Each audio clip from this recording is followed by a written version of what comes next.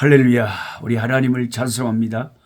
하나님을 사랑하는 분들과 함께 하나님의 말씀을 가까이 하는 꿀송이 보혜학교 D 오늘 또 시작하겠습니다. 2023년 5월 30일 화요일입니다. 오늘의 읽을 말씀은 시편 29편에서 32편까지입니다. 저는 여전히 추운 겨울의 나라에서 남아프리카 공화국에서 바로 옆에 레소토가 국경의 타운에 제가 있기 때문에 레소토는 지금 눈이 하얗게 사네요. 산으로 되어 있는 3,000m가 넘는 산. 그 산 속에서 사람들이 얼마나 이 추위 속에서 추울까요? 그렇게 그 레소토 산 속에 들어가서 사람들 집에 들어가 보면 꼭 그 베트남 모자처럼 이렇게 지붕이 동그랗게 이렇게 돼 있는데요. 집안에 천장이 까맣게 다 됐어요.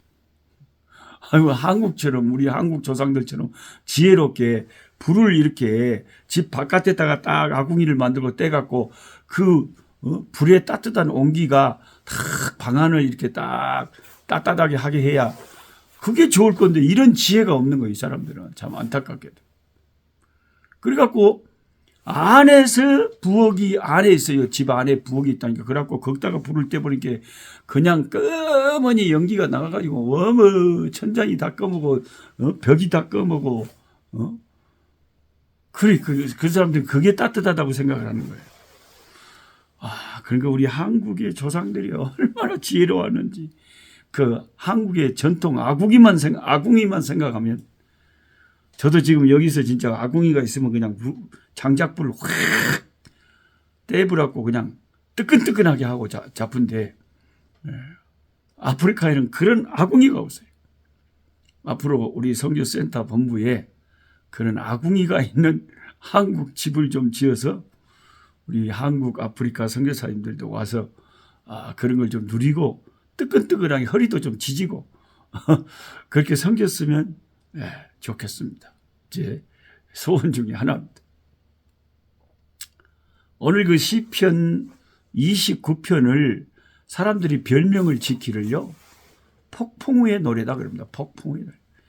그러니까 제가 성경 시험을 낼 때 시편 29편의 별명이 뭡니까? 아니면 거꾸로 폭풍우의 노래라는 별명을 가진 시편은 몇 편입니까? 그러면 시편 29편입니다. 이런 정도로 아시는 분들은 공부를 늘 하시는 분들, 성경 공부를 하시는 분들. 그냥 성경만 읽고 그냥 아무 생각 없이 교회만 왔다 갔다 하는 사람은 죽을 때까지 교회를 다녀도 그런 건 전혀 모릅니다. 그런 게 뭐대요, 끝났게. 그래서 사람은 죽을 때까지 공부를 해야 돼. 계속. 왜냐하면 해도 잊어버리고 또 잊어버리니까 계속 해야 돼. 시편 29편은 내성의 노래 혹은 폭풍우의 노래로 알려져 있습니다. 그 이스라엘 옆에 그 지중해에서 만들어진 많은 비구름이 이스라엘 팔레스틴을 지나 바산과 길르앗 초원에서 마침내 천지를 뒤흔드는 우레소리와 함께 억수 같은 비를 쏟아 부으면 온 대지는 금세 시뻘건 홍수에 뒤덮이고 레바논의 백향목은 벼락을 맞아 불탑니다. 벼락이 때려버리면 불이 타버립니다. 불타가지고 죽은 나무가 많잖아요. 여기 여러분 한국의 겨울이 때 여기 남아공 여기가 여름이거든요. 남부 아프리카가. 한국의 겨울일 때 여기 남아공 한번 방문해 와 보시면요. 오후에 비가 막 쏟아질 때 보면 나는 하늘이 빵꾸 나버린 줄 알았어요. 막 비가 정신없이 쏟아지고 그냥 천둥이 우리 기청을 그냥 완전히 찢어버릴 정도로 그렇게 무섭게 천둥 소리가 팍 때립니다. 얼마나 무서운지 몰라요. 그리고 번개가 그냥 빛이 바짝바짝바짝. 실감납니다. 한번 와보시랄게요. 시편 29편 3절 5절에 여호와의 소리가 물 위에 있도다. 영광의 하나님이 우레소리를 내시니 여호와는 많은 물 위에 계시도다. 진짜 그 천지를 뒤흔드는 천둥 소리 들으면요 깜짝 놀랍니다. 여호와의 소리가 백향목을 꺾으시며 여호와께서 레바논 백향목을 꺾어 부수시도다. 엄청난 그 폭풍을 보여주고 있는 거죠. 그런데 주님이 풍랑을 딛고 바다 위를 걸어 제자들이 탄 배까지 오셨듯이 여호와 하나님께서 그 홍수 위에, 물 위에 하나님이 계신다고 합니다. 세찬 폭우와 가공할 우레소리, 천둥소리, 레바논의 백향목을 꺾어 부수는 낙뢰로 오히려 이 시인은 그 속에서 하나님의 위력과 위엄과 하나님의 능력과 권능과 영광을 그곳에서 그 폭풍 속에서 바라본다고 합니다. 참 영성 있는 시인입니다. 우리는 모두 평안을 원합니다. 아무도 환난이나 재난 원치 않습니다. 그런데 우리의 현실은 그렇지가 않죠. 지중해를 끼고 있는 팔레스틴에 운명적으로 폭풍우가 몰아치듯이 저와 여러분의 인생에는 때를 따라서 자꾸 폭풍우가 장마처럼 몰아닥쳐옵니다. 우리가 그걸 피해갈 수가 없어요. 태풍이, 여름 태풍이 한국의 한반도를 강타하듯이 때로 우리를 시론의 들송아지 같이 놀라뛰게 합니다. 시련은 헬몬의 시돈식 이름이라고 그래요. 시련이. 천둥과 번개의 암사슴이 낙태하듯이 우리를 경악하게 합니다. 천둥과 번개가 너무 무섭게 때려버리면요. 아기를 갖고 있던 암사슴이 낙태를 해버리는데 얼마나 놀래버려요. 벌쩍 뛰면서 낙태를 합니다. 너무 놀래버려요. 그 임산부가 너무 놀래버리고 위험하잖아요. 낙태될 수 있잖아요. 그러나 오늘의 시인은 두려워하지 않고 그 많은 물 위에 계신 폭풍우 속에 계신 여호와를 바라봅니다. 거센 바람과 산더미처럼 밀려오는 파도마저 다스리시는 여호와 하나님의 권능을 놓치지 않습니다.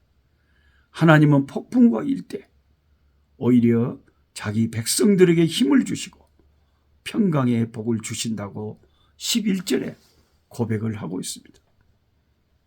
여호와가 홍수 위에 자정하신다는 10절의 말씀은 홍수를 친히 주관하신다는 의미이며 결코 당신의 백성들을 해치지 못하도록 통제하신다는 뜻입니다. 이 시인의 깊은 영성을 따라서 우리도 폭풍우가 닥치고 홍수가 터질 때 오직 하나님께 영광을 돌리면서 하나님을 생각하면서 그 폭풍우 가운데서도 역사하시는 하나님께 감사하며 예배해야 합니다. 2절 말씀에 여호와께 그의 이름에 합당한 영광을 돌리며 거룩한 옷을 입고 여호와께 예배할지어다. 할렐루야. 아멘. 이 폭풍우의 노래 속에서 하나님께 영광을 돌리며 그 거룩한 성도의 옷을 입고 하나님을 예배하고 하나님을 찬미하라. 이렇게 소리를 높이고 있습니다. 이 폭풍우의 노래. 정말 장엄하면서도 참 멋있지 않습니까? 예수 믿는 사람들이 이렇게 멋있는 사람들. 그 폭풍우 속에서도 결코 좌절하지 않고 그 폭풍우 속에서 놀라우신 하나님의 영광, 그분에게 우리 아버지께 영광을 돌리죠. 우리 아버지께 영광. 여호와께 그의 이름에 합당한 영광을 돌리죠. 거룩한 옷을 입고 여호와께 예배하라. 그 폭풍우 속에서 시인이 이렇게 외치고 있습니다. 저와 여러분도 우리 인생의 폭풍우 속에서 주눅들지 말고 하나님을 찬미합니다. 하나님을 예배합니다. 주 예수님은 나의 왕이시며 주님은 나를 다스리시며 주님은 이 모든 폭풍우 가운데서 나를 안전하게 거하게 하실 수 있습니다. 라고 고백할 수 있는 저와 여러분이 되시기를 주의 이름으로 축복합니다. 좋으신 아버지, 오늘도 감사합니다. 추위 속에서 아니면 더위 속에서 아니면 태풍과 풍랑 속에서 폭우 속에서 어떤 아픔과 고통 속에서도 하나님을 찬미하고 하나님을 예배하고 살아계신 하나님을 놓치지 않게 하여 주시옵소서. 우리 인생의 태풍 가운데 우리와 함께 계시는 하나님을 찬미합니다. 하나님을 예배합니다. 주의 영광 받아 주옵소서. 주 예수 그리스도 이름으로 기도하옵나이다. 아멘.